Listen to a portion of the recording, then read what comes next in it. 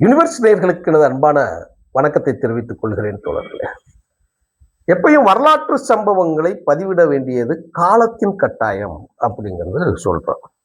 என்னடா தொடர்ச்சியா இப்போ உதயநிதியை பெரிய போர் வீரன் மாதிரி பட்ஜெட் கூட்டத்தொடருக்கு அவர் கூட்டிக்கிட்டு அப்படியே போறாங்க ஃபுல்லா. என்ன நீ சாதிச்சிட்டன்னு சொல்லி உன்னை போர் வீரன் மாதிரி கூட்டு போனாங்க. நீ உன் பின்னணி என்ன, நீ ஏன் பேசுன, அதோட பொருள் என்ன, மக்கள் பார்த்து காரி துப்பிட்டாங்க. உங்களுக்கு வேணா பெருமையா இருக்கலாம் அது.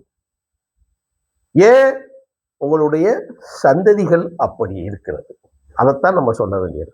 இது கொஞ்சம் ஹார்டான நியூஸ் தான், ஹாட் நியூஸ் தான் இது அதே நேரத்தில் வரலாற்றில் இவர்கள் கடந்து வந்த பாதையும் திராவிட முன்னேற்ற கழகத்தை கபலீகரம் செய்த கருணாநிதி குடும்பத்தின் அந்த பாதை எப்படி இப்ப மூன்றாம் தலைமுறை கலைஞரா, இளைய கலைஞர்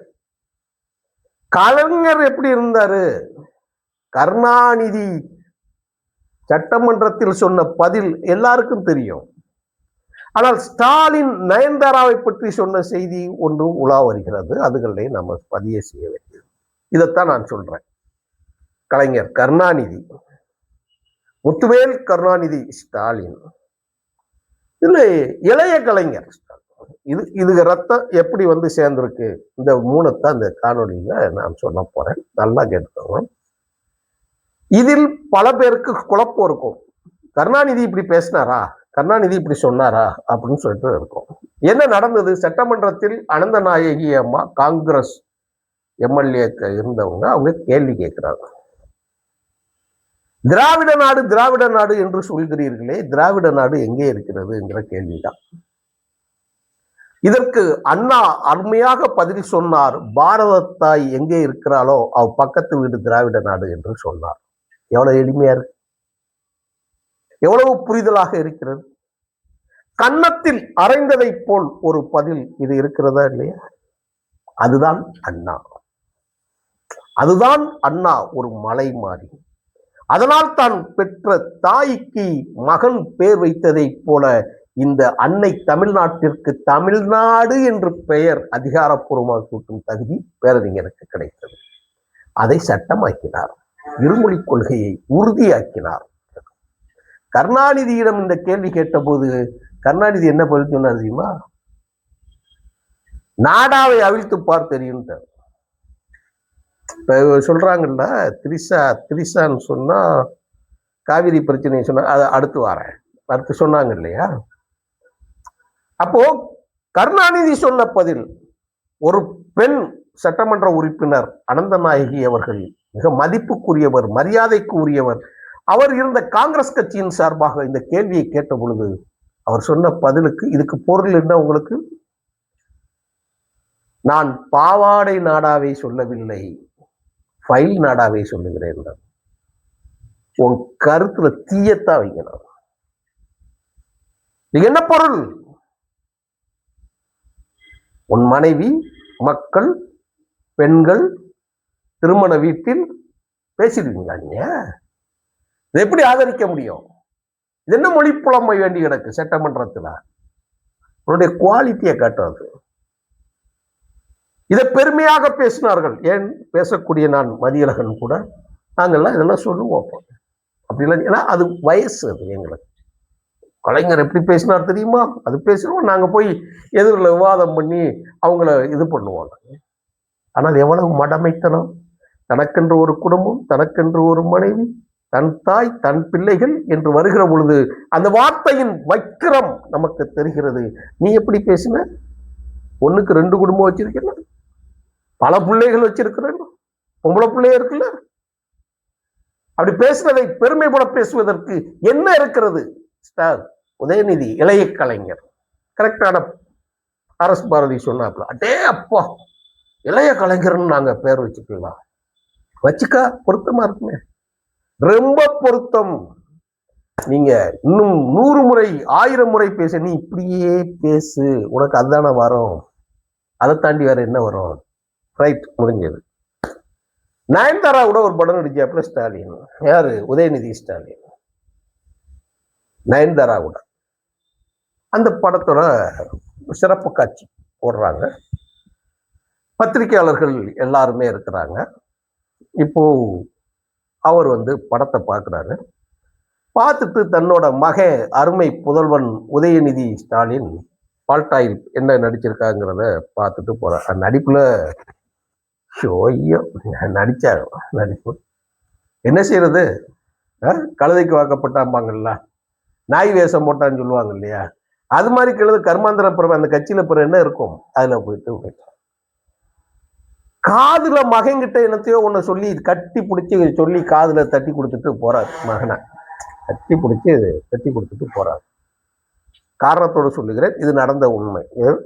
என்ன எதுல இருக்கு நான் சொல்றேன், நான் எல்லாமே பேசிட்டாங்க. இப்போ ஸ்டாலின் அவர்கள் நடந்து போன பிறகு உதயநிதிட்ட இதை கேட்குறாங்க. உங்க அப்பா படத்தை பத்தி என்ன சொன்னாரு, ஏதோ காதுல சொன்னாரே, என்ன இருக்கு? உடனே இவங்க கக்கன்னு சிரிச்சுக்கிட்டு, ஒண்ணும் இல்ல, படத்துல நயன்தாராவை நீ கட்டி பிடிச்ச, ஒன்ன நான் கட்டி பிடிச்சேன். எப்படி இருக்கு? சூப்பர்ல, சூப்பரா பூமாங்கல்ல. என்னடா இது? இப்ப உதயநிதி பேசுற பேச்சிற்கு கருணாநிதி பேசிய பேச்சையும் இவ பெத்த முக ஸ்டாலின் பேசின பேச்சுக்கும் இந்த ரெண்டையும் தொடர்பு வச்சு பாத்தீங்கன்னா குப்பைதான் வரும். சொன்னது உதயநிதி, படத்தில் நயன்தாராவை நீ கட்டி பிடிச்ச, ஒன்னு நான் கட்டி பிடிச்சேன்னு சொல்லிட்டு போனேன். இதை சாவித்திரி கண்ணன் பதிவாக்கி இருக்கிறார். அது ரொம்ப முக்கியம். சாவித்திரி கண்ணன் இதை பதிவாக்கி இருக்கிறார். துக்ளக் பதிவாக்கி இருக்கிறார். பத்திரிகைகளில் பதிவாகி இருக்கிறது. அன்றிலிருந்து தான் நயன்தாரா நயன்தாரா என்கின்ற பேச்சு எல்லாமே வெளியே வர ஆரம்பிச்சு. அது பாண்டியன் இருக்காப்புல, தமிழன் பாண்டியன் இருக்கிறாரு. பழைய கால பத்மினியை பத்தி சொல்லுவாப்புல. எவனோ ஒருத்தன் வந்தானா, என்னமோ சொன்னானா, என்னென்னமோ கேட்டானா, கன்னத்துல எதாலேயோ அடி வாங்கிக்கிட்டு போனாலாம் சொல்லுவாங்க. பேசிக்கிட்டு இருக்காருங்க. நம்மளுடைய நம்ம சேனல்ல இதெல்லாம் நம்ம பேச முடியாது, பேசக்கூடாது. ஏன்னா தரங்கட்ட வார்த்தைகளை தரங்கட்டத்தனமாக பேசுபவர்களை சொல்றதுக்கு இல்லை. அரசியலில் நீ புத்தி சொல்லுவதை போல், அரசியல் ஒரு யோக்கியம் செய்தது போல், தன்னுடைய தவறை ஒற்றுக்கொள்ளாமல் ஏற்றுக்கொள்ளாமல் தமிழர்களை முட்டாளாக ஆக்குவதைப் போல ஏதோ ஒரு மூன்றாம் தரத்து பொதுச்செயலாளர் வைகோ அவர்கள் சொல்லுவாங்க, மஞ்சள் பத்திரிகைகளைப் போல நீங்கள் பேசியதை எல்லாம் நாங்க எடுத்து போட வேண்டியிருக்கு. என்னையா திரிசாவை பத்தி நீ பேசணும், பொருள் உனக்கு புரியலன்னு நீ சொல்ற, என்ன பேசுன நீ? காவிரியில தண்ணி விடல, ஏன் தண்ணி விடல? இந்த அரசு பேச்சுவார்த்தை நடத்தவில்லை. எதுக்கு? என்ன செய்துன்னு கேட்கிறது.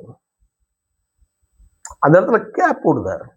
அப்பதான் அங்க இருந்து திரிஷா திரிஷா திரிஷான்னு கத்துறாங்க. ஏய், உன் கூட்டம் காவிரி பிரச்சனைக்கு வந்திருக்கிறீங்க, திரிஷாவை பத்தி பேசுறதுக்கு வந்திருக்கியா? உன் வீட்லயும் பொம்பளைங்க இருக்காங்கல்ல, உங்க வீட்டுல பொம்பளைங்களும் அரசியல்ல இருக்காங்கல்ல. எதிர்கட்சிகள் நினைத்தால் உன் வீட்டு பெண்களை அரசியலில் இருந்த மாதிரி பொதுக்கூட்டத்தில் பேசப்பட்டார்களா? என்ன அநாகரிகமான பேச்சு! ஒரு முதலமைச்சராக ஆகிவிட்ட பிறகு எப்படி நீங்கள் கேள்வி பேசலாம், எப்படி சொல்லலாம்? ஒரு ஆர்ப்பாட்டம், உணர்ச்சிகரமான போராட்டத்துல காவிரி பிரச்சனையில தண்ணி வரல. எதுக்கு வரல? இவர் என்ன செய்யறாரு? திரிஷா திரிஷா திரிஷாங்க ஒன்னேதான் சொல்றாரு அவரு. தண்ணி இங்க வரணும். இது உங்களுக்கு பொருள் புரியாமலா இருக்கிறதுக்கு ஸ்டூபிட்டா? அதான் கேட்டாங்கல்ல, உன் வீட்டு பொம்பளையிட உட்கார வச்சுக்கிட்டு நீ என்ன பேசுனியோ அதே மாதிரி நீங்க பேசுங்க, கட் பண்ணி ஒர்க் பண்ணி போட்டாங்க அப்படின்னு பேசுறீங்கல்ல. எங்க வாய்ஸ் ரெக்கார்டு எடுத்து நீ சோதனை கடுப்பு முதலமைச்சர் மீது வழக்கு போடு பாப்போம். நீ, நான் அப்படி பேசவே இல்லை, என்னை பொய் சொல்லி விட்டார்கள், வழக்கு போடியா பாப்போம். நீங்க பிராடு, உங்களை பழி சொல்றாங்கல்ல, வழக்கு போடு. ஏன் வழக்கு போடல? அவங்க எப்படி துணிஞ்சு உன்னை தூக்குறாங்க?